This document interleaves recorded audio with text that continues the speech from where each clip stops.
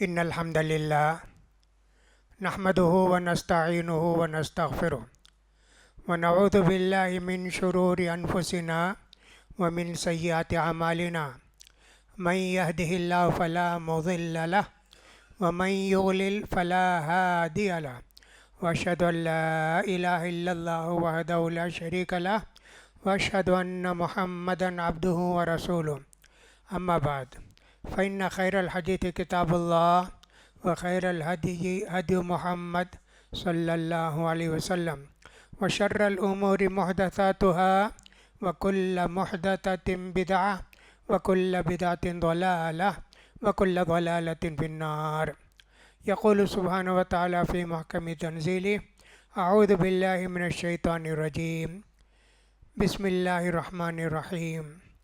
يا أيها الذين آمنوا كلوا من طيبات ما رزقناكم واشكروا لله إن كنتم إياه تعبدون إنما حرم عليكم الميتة والدم ولحم الخنزير وما أهل به لغير الله فمن اضطر غير باغ ولا عاد فلا إثم عليه إن الله غفور رحيم. ويقول سبحانه وتعالى ويقول رسول صلى الله عليه وسلم: نعمتان مغبون فيهما كثير من الناس الصحة والفراغ.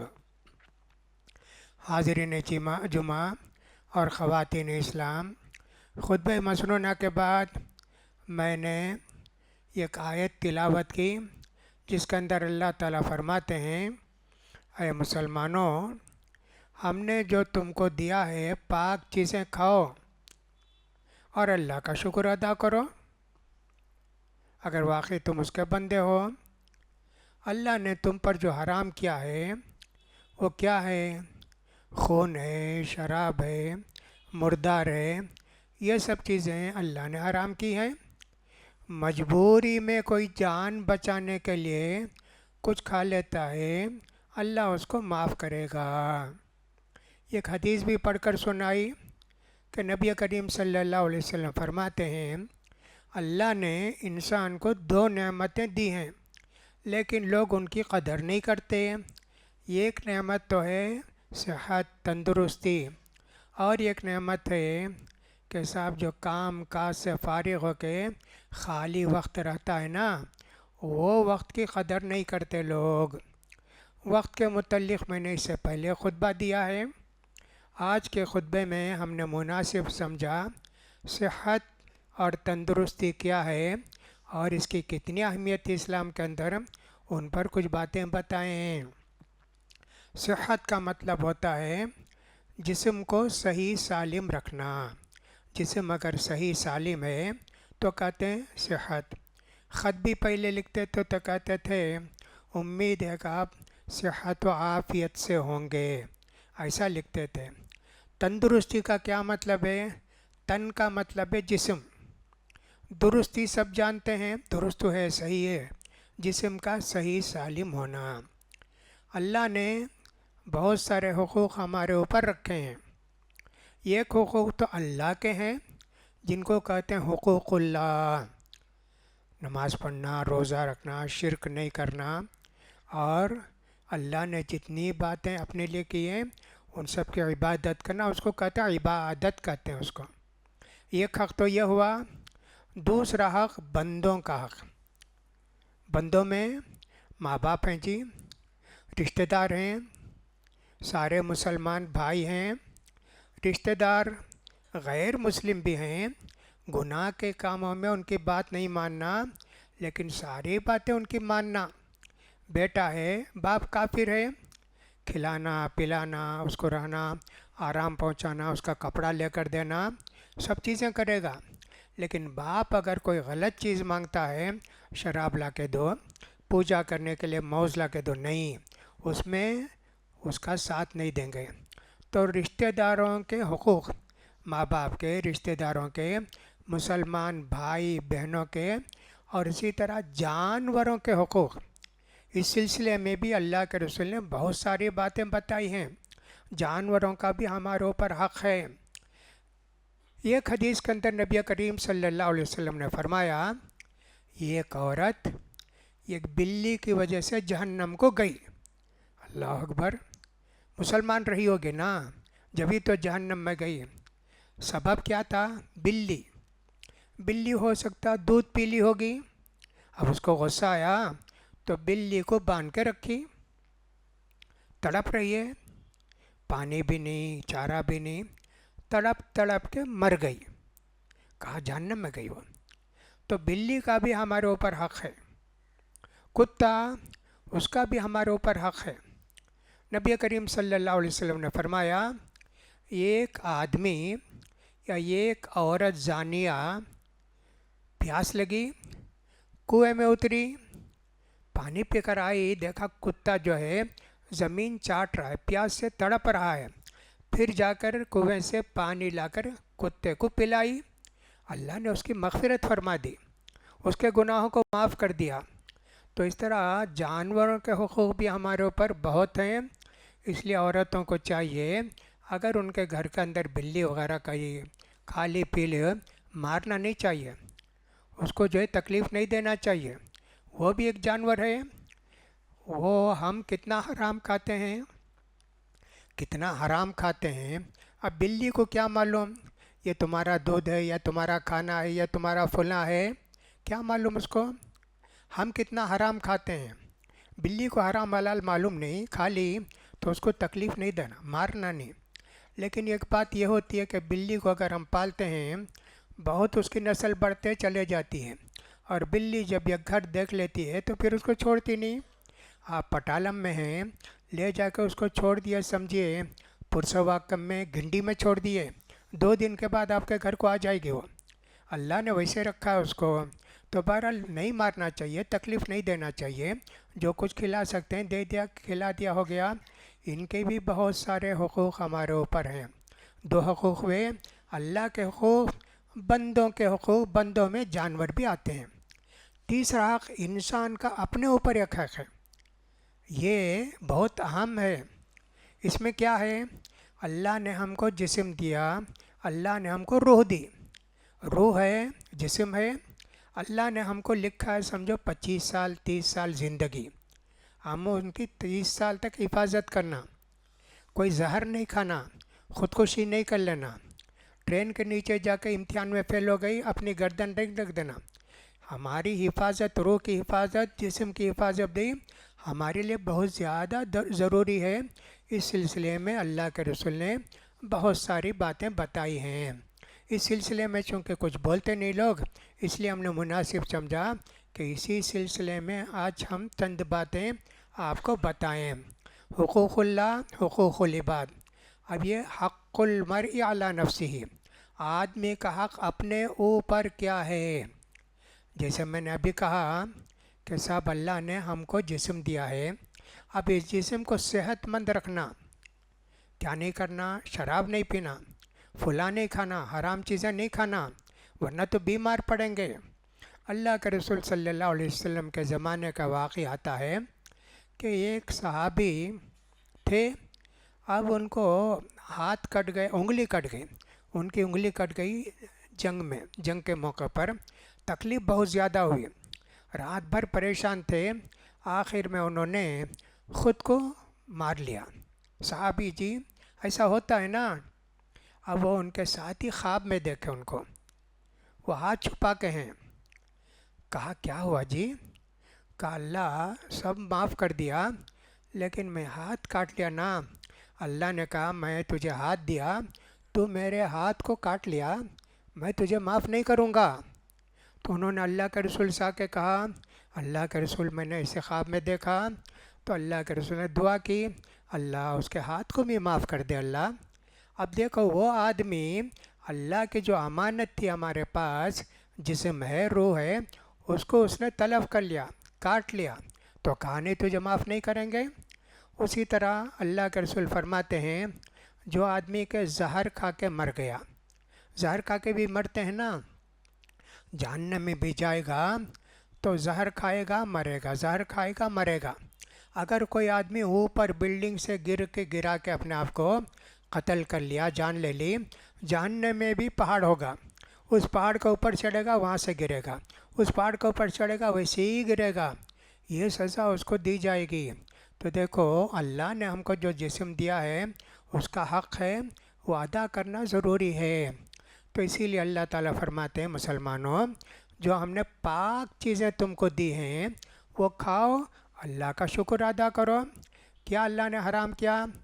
انما حرم علیکم المیتہ، مردہ نہیں کھانا، مرے ہوئے جانور نہیں کھانا۔ مرے ہوئے جانور میں ایک تو ہے اس کو ٹڈی کہتے ہیں، وہ نہیں کھانا۔ مچھلی وہ کھانا، ٹڈی کھانا، مچھلی کھانا۔ باقی بکری ہے، فلاں ہے، کتنی چیزیں ہیں نا، مر گئے تو نہیں کھانا۔ یہ کہا انما حرم علیکم المیتۃ والدم، خون بھی نہیں کھانا۔ بہت سارے لوگ خون کھاتے ہیں نا، ان کی طبیعتوں میں کتنا بگاڑ آتا ہے، ان کا بی پی بڑھ جاتا ہے، ان کے منہ سے بدبو آتی رہتی ہے، بے رحم ہو جاتے ہیں۔ اس لیے خون بیچنا بھی نہیں۔ جو ذبح کرتے ہیں ہم نے دیکھا ہے کہ بعض لوگ خون بیچتے ہیں، 20 روپے کو، 30 روپے کو، وہ ایک برتن میں پکڑ کے لے جاتے ہیں، کھاتے ہیں۔ مسلمان تو نہیں کھاتے لیکن غیر مسلمین کھاتے ہیں۔ ہم نے یہ دیکھا ہے اس میں کچھ بھاجی وغیرہ ڈال کے اس کو پکاتے ہیں اور اس کو کھاتے ہیں۔ کتنی بڑی غلط بات ہے۔ ولحم الخنزیر، سور کا گوشت بھی نہیں کھانا، یہ تمہارے جسم کو بہت نقصان پہنچائے گا۔ بے حیائی آئے گی، تمہارے اندر جراثیم تمہارے جسم کے اندر داخل ہو جائیں گے۔ ہرگز نہیں کھانا۔ وما اہل بہ لغیر اللہ، غیر اللہ کے نام پر جو کچھ کاٹا گیا ہے، درگاہ میں کاٹا گیا، کسی اور جگہ، وہ بھی نہیں کھانا۔ اگرچہ کو بسم اللہ بول کر کاٹے درگاہ کے پاس لے جا کے، وہ بھی حرام ہے۔ اس کی معنویت کیا ہے؟ اس کے اندر یہ ہے کہ صاحب ایک روحانی بات ہے، اندرونی بات ہے۔ وہ کیا ہے؟ شرک آ جائے گا تمہارے اندر، وہ بت کا احترام آ جائے گا۔ یہ بھی اللہ نے ملا کر اس کے ساتھ کہا۔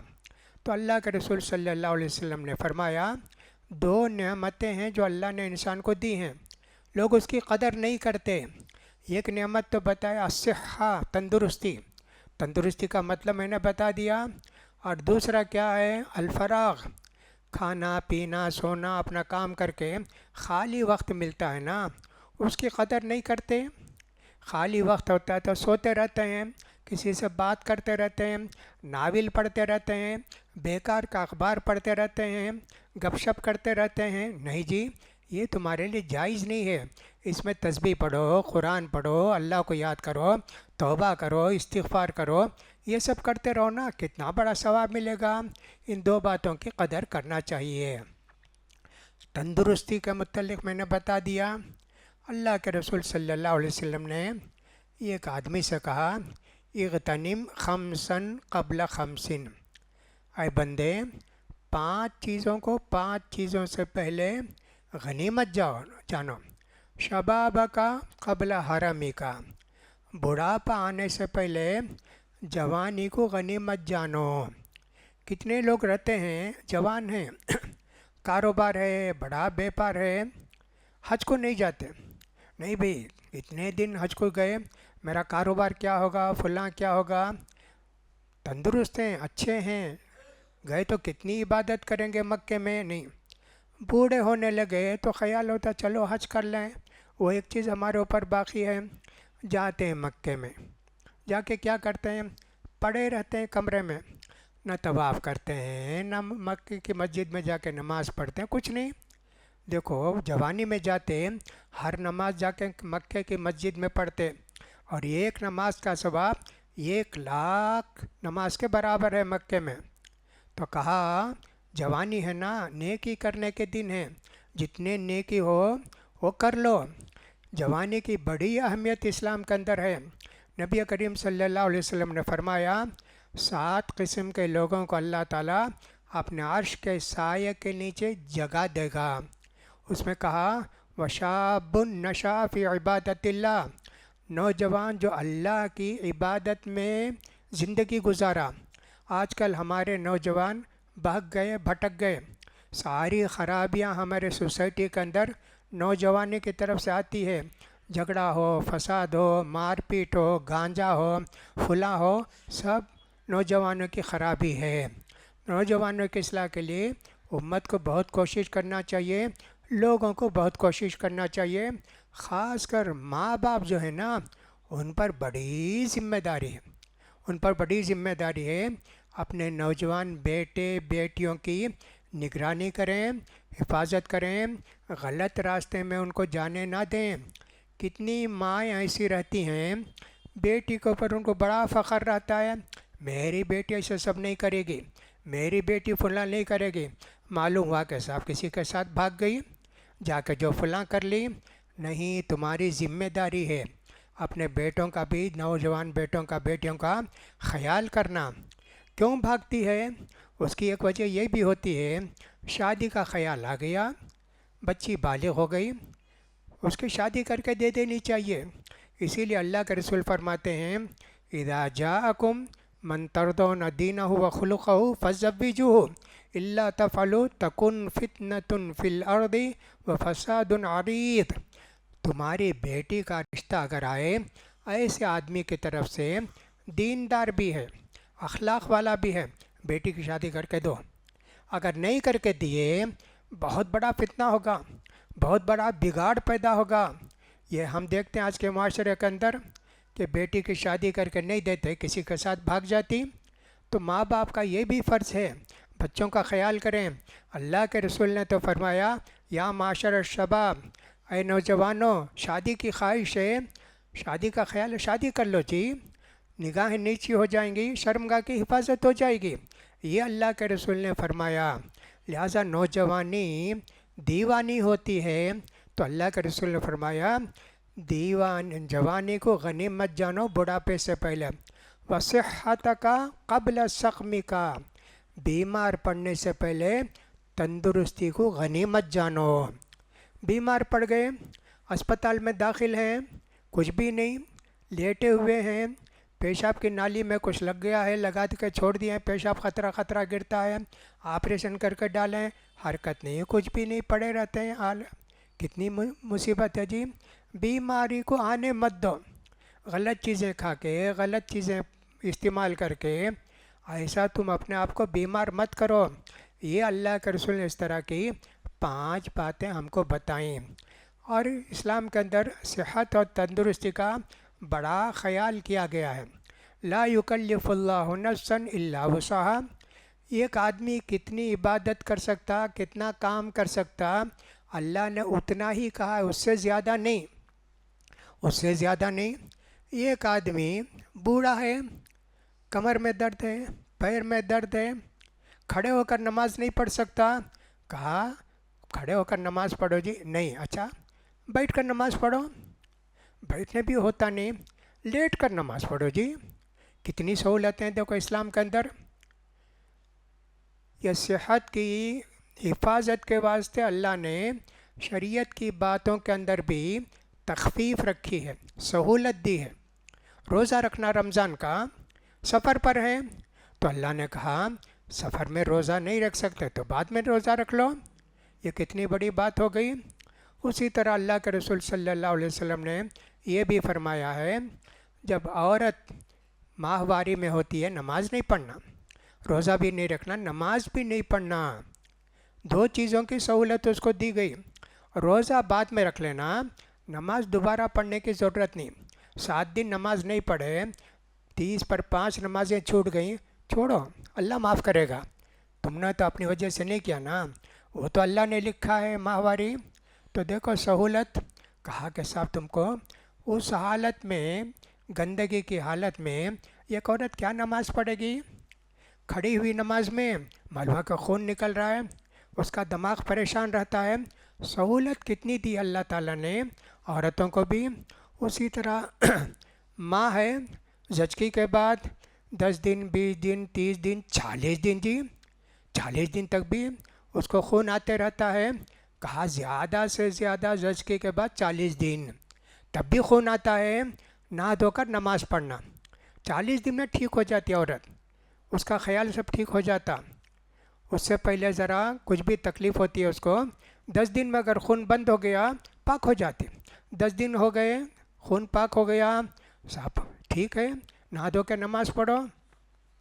ظہر کے وقت زچگی ہوئی جی، عصر کے وقت خون بند ہو گیا، 2-3 گھنٹے میں خون بند ہو گیا، اب نہیں آ رہا ہے خون، نہا دھو کے نماز پڑھو، کتنا گھنٹہ، 2 یا 3 گھنٹہ۔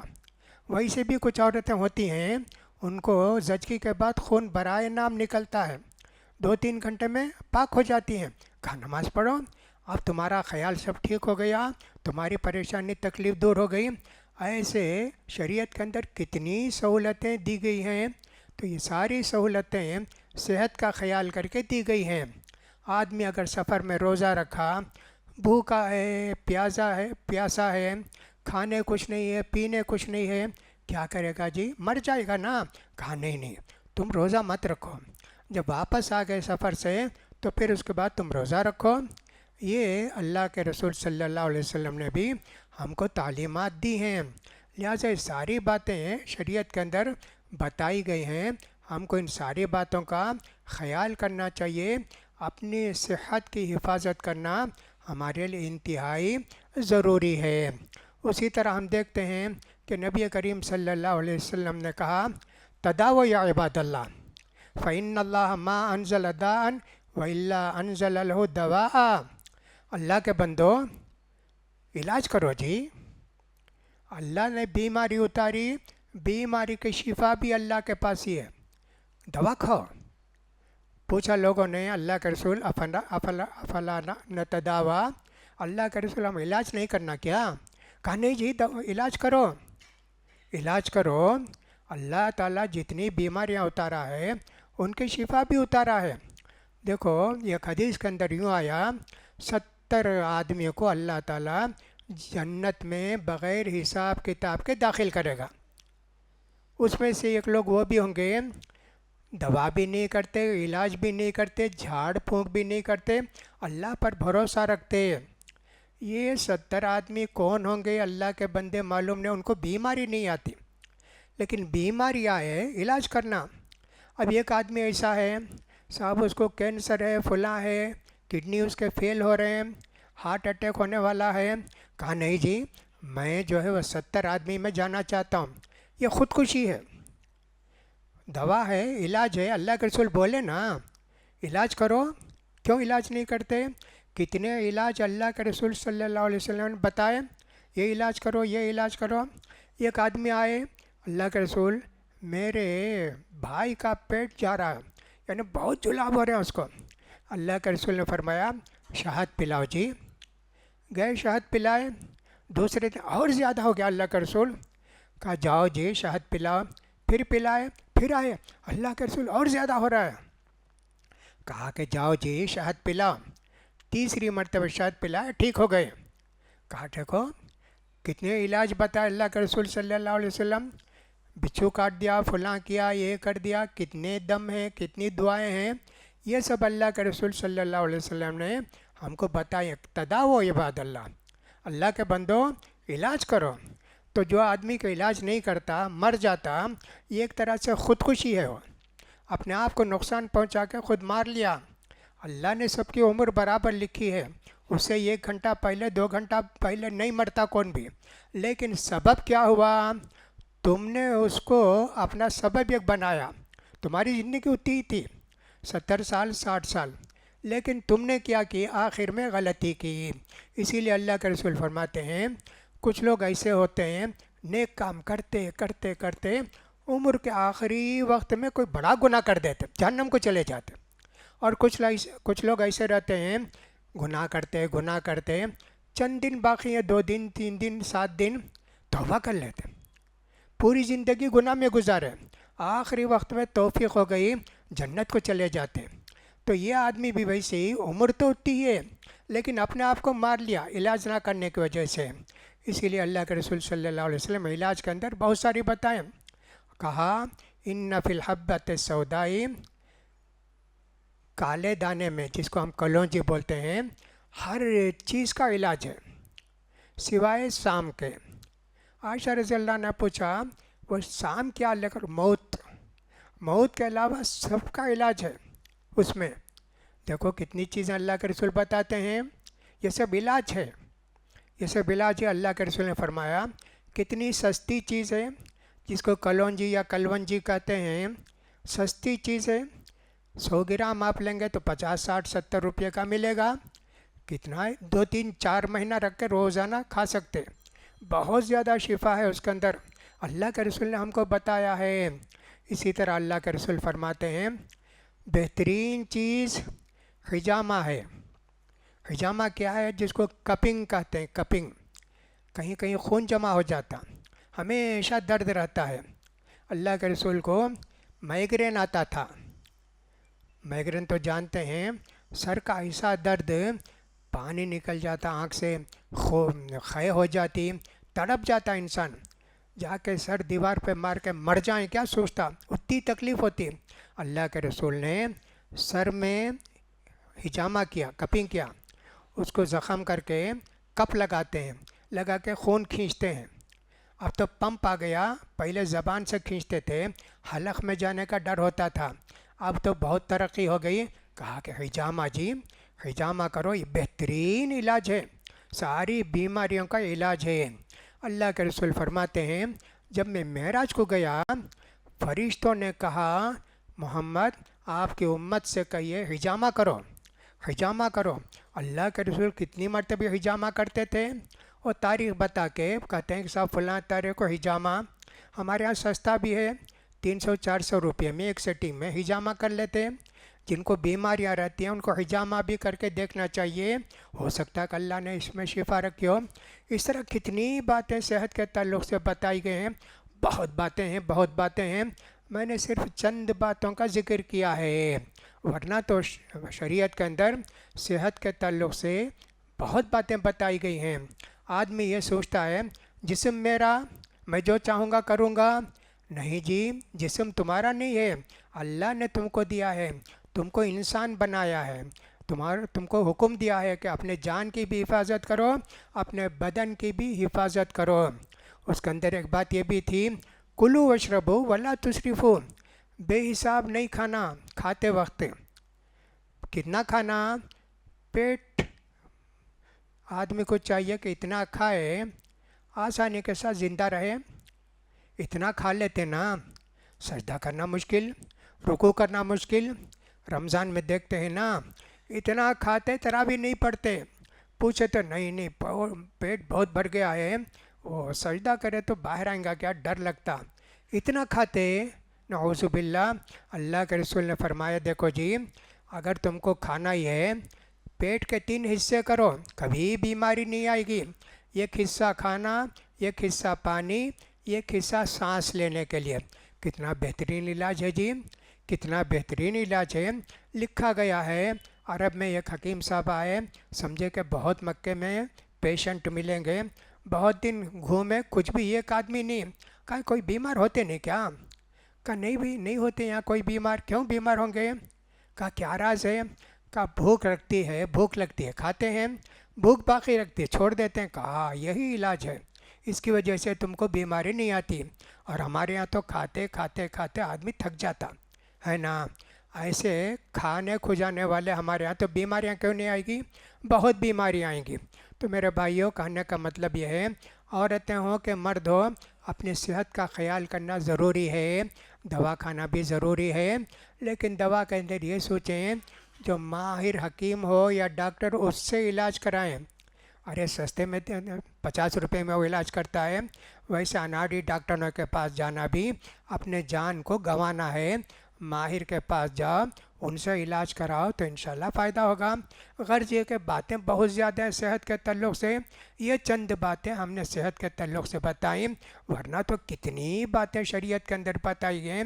तकरीबन 40 पर 2 उसूल बताए गए सेहत के, हमने सिर्फ 7 का 6 का जिक्र किया, 40 पर 2 उसूल बताए गए हैं।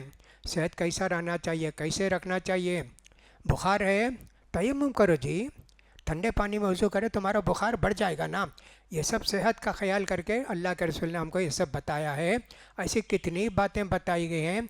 इसलिए मेरे भाइयों और मेरी बहनों, अपने सेहत का ख्याल करो, अपने जिस्म का हक़ अदा करो, और सब हर बंदे का हक़ अदा करो, अल्लाह का भी हक़ अदा करो।